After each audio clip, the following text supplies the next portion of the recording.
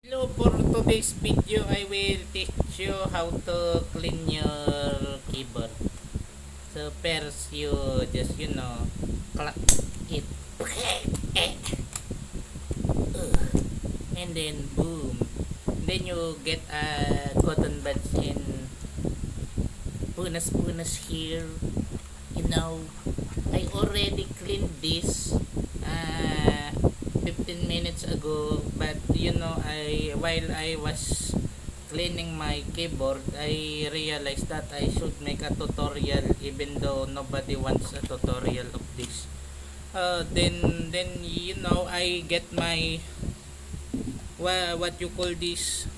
I get my eyeglass cloth and then punas it. I so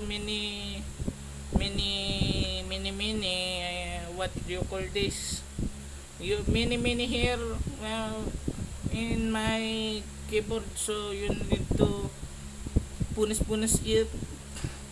So that's then my valuable technique is you arrange it in the table, so you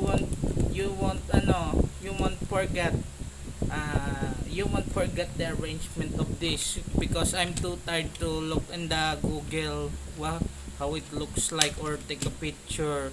So you just put the ABCD on